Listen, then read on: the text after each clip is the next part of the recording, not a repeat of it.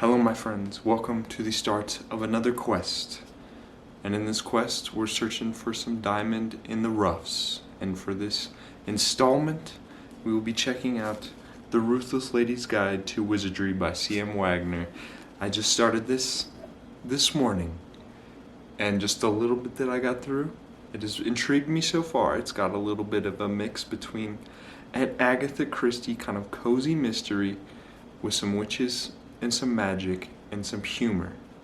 That's all I really need in a book, especially that little Agatha Christie kind of comfy, cozy mystery. That's all I really need. But in all the novels I've checked out in the past, those are some of the things that I always look for, especially that Agatha Christie kind of cozy feeling. It's perfect for fall, witches perfect for fall. So it is time to determine whether this is a diamond in the rough. It'll be a journey, I know, but I'm ready to set out on the adventure.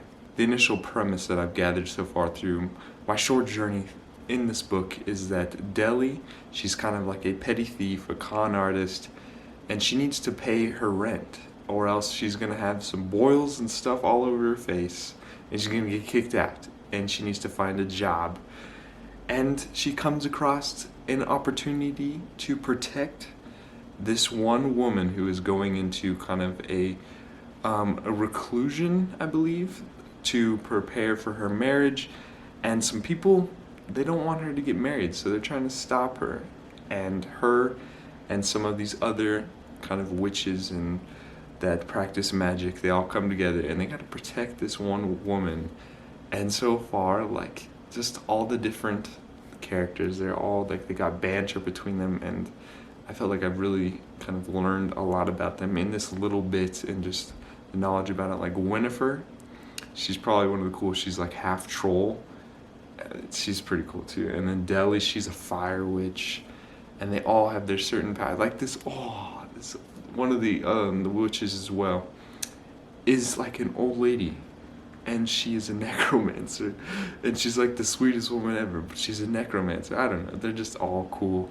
And so far, like, just the banter between them has just been great. Like, it takes like the kind of beliefs of that time and just flipping it on its head. So basically, like, Deli is very vulgar and unladylike, and she kind of is talking not like a lady. And I just love how the author is kind of taking this kind of Victorian time and just flipping it on its head. And it's just been a blast to so far adventure through, and I can't wait to continue on. It's got a little bit of mystery as trying to figure out who's wanting to murder this woman, and that's all I need. That's all I know. It's got a little bit of cozy mystery vibes, and I've been enjoying it so far. So that has been a little initial check-in, and I'll be back here pretty soon with more updates. I think it is due time for a little bit of reading check-in for The Ruthless Lady's Guide to Wizardry. I feel like I completely butchered kind of the plot when I said it last when I checked in. So I'm going to give you just a better version of that. I felt like I was just going off the rails all the time and explaining and jumping to other things. So I'm going to give you a better kind of plot and premise now that I'm a little bit farther in. But basically, Della needs to pay rent, and in order to do that, she takes upon this job to protect this one Lady Wexen. Her name is Lady Wexen. Before her kind of marriage, she's going to go into a seclusion, and during the seclusion at a manor, someone's probably going to try and murder her. So she hires all kinds of different witches to kind of come together. They all have different abilities, and to protect her for these 2 weeks before her wedding. And that's what basically brings them all together. And then at this manor, a murder happens, and then from there it just shifts into kind of like a little bit of a quest for revenge. And it went from like a little bit of a Agatha Christie kind of cozy mystery at the manor to now kind of like a, we're gonna go out there and get our revenge. And it's almost reminded me of that like one scene from Shrek the Third when all the princesses, they all come together and they're all like tearing off their sleeves and stuff like that, and they're gonna get rough and rowdy. They're about to just go out there and cause some havoc. And it's just funny because these are all, for the most part, except for like Deli, they're all kind of quality ladies of the kind of Victorian time, and this isn't what they usually do. And it's just funny, like, that all of them are kind of just being rebels now, and they're gonna do whatever it takes to find the murderer. It's also got a little bit of a Breaking Bad aspect about it as well, because there's this kind of mysterious kind of drug called the drip that also plays a big role into it, and now it's kind of involved in their kind of search for revenge and kind of uncovering and like figuring out who the like how it plays a role with the murderer and why it happened. So it's funny to kind of see like these quality ladies kind of get involved with some drugs and stuff in the underground of this kind of world. And it's funny, like Deli, she uses kind of this language. So the author kind of created this whole language of kind of words and kind of curse words and kind of mixing them about and kind of taking her own spin on it. So it's just funny to kind of hear her language. And one thing that is really annoying me so far, Winifred, she a lot of times at the end of her sentence will kind of say what, and like several times she'll just end the sentence with what, and it has showed up, and it has started to annoy me because she just says it all the time, and it's just like she'll say something and then end it with what, and then like the next thing she says what, like it's just popping up so much, and it's really starting to annoy me. That's about like the only thing. And this is also like very slow mystery. Like this is kind of like a cozy mystery with a little bit of kick.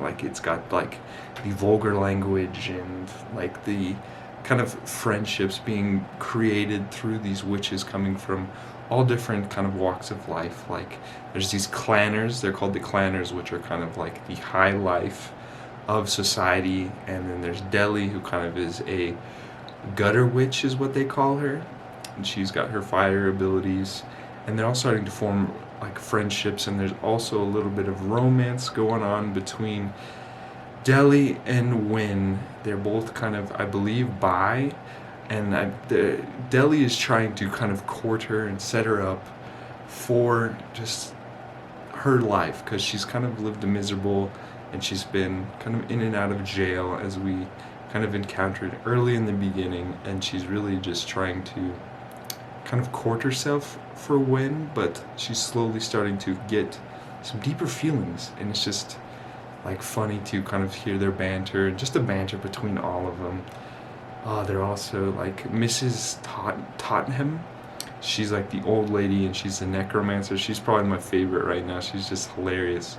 She has kind of encountered like this reincarnated mouse named Buttons, and that's not like a spoiler, it's like hidden, it's said in kind of the description, but Buttons is very interesting, and like she just is connected with this dead mouse. It's just like everyone else in the group is just like, we need to get rid of this, and she's just like, no, he's gonna help us out. But it also kind of hits you in the feelings because Deli is kind of all doing this for her mom, who is kind of impacted by the drip as well. She's a user of the drug, and Deli is kind of wanting to use the reward money that is put forth for this murderer to kind of set her mom up and get her away from the drug and kind of set her on a path of better life away from the city. And it's just kind of a bit emotional to see like what she'll do for her mom, and it's just like there's been a couple, like one or two chapters or one or two parts where she meets her mom, and it's just heartbreaking to kind of see Deli kind of see her mom and have everyone else kind of hear her talk about her mom. But other than that, like I've been enjoying it. It is really slow mystery with just some magic in it, and I love the magic that's incorporated, how there's all kinds of different, like they all have different abilities, and there's like this it's kind of hard to explain how they're all kind of connected. Like the magic is kind of similar, but I've really enjoyed it. I've just been enjoying it, and I hope that it doesn't kind of let up. Like, it's still pretty slow, but we'll see where it goes from there. That's kind of my little reading check-in, and I'll be checking in here pretty soon. We may have another diamond in the rough. We'll see where it goes. So I just finished The Ruthless Lady's Guide to Wizardry by C.M. Wagner, and it's time to give it a kind of final rating and kind of debate what I liked and what I didn't like to determine whether this is a diamond in the rough. And overall, like, I really enjoyed kind of just the humor and the banter between the different witches and just the setup of the kind of cozy mystery kind of aspect. I really enjoyed that in the beginning when they were at the kind of manor house and they kind of progressed back into the city, the capital, and then it kind of switched to like a Breaking Bad. Like, I liked that whole thing, but just like that whole journey was just slow. So slow build, and I was really hoping that it was gonna be a little bit faster paced, because there was a couple scenes in the beginning where it was really fast paced and it really kicked off with things, and like the action and everything was going well for it. But then it just really slowed down, and then it was just a chunk of just, it seemed like it kept repeating things over and over, and that's what really let me down about it. But just like the characters, I love the characters, all of them. Deli, Winifred, Mrs. Tottenham, all of them. They were all just so special, and I love them all. The magic was also really cool, and I loved the way that it's kind of incorporated into kind of this world. It almost kind of reminded me a little bit of Harry Potter, like another version of kind of like the magic in Harry Potter, except with, so you're not using wands or anything like that, you're just using kind of magic, essentially. The ending also really let me down a little bit too. It was really short, and it kind of just finished it. It felt kind of rushed a little bit, like everything led up to this one point, and then it was just like a little bit, and then it was done. But overall, like, I enjoyed the cozy mystery aspect of it. I enjoyed the characters, but I think just that slow build is what led me to give it a final rating of 3 stars. And the cutoff for a diamond in the rough, in my opinion, is a 3.5 stars. So in my opinion, it didn't make the cut, but this might be just up your alley. So I recommend you still give it a try and see what you think about it. But overall, it really it was still a great read. Like, 3 stars is still a great rating. And that slow build, like, I was just disappointed by that. But I'm very interested to see what the author brings forth in the future, and I will definitely be checking it out, because I believe this is a debut novel, their debut novel. But other than that, that has been this quest for a diamond in the rough. Maybe the next one will be better for me, but this one might be just up your alley, so definitely give it a try.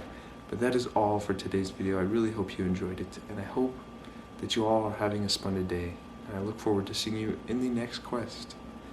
I'm going to leave you with a message from Ellie, who said that adventure is out there. So I'll catch you next time. Bye.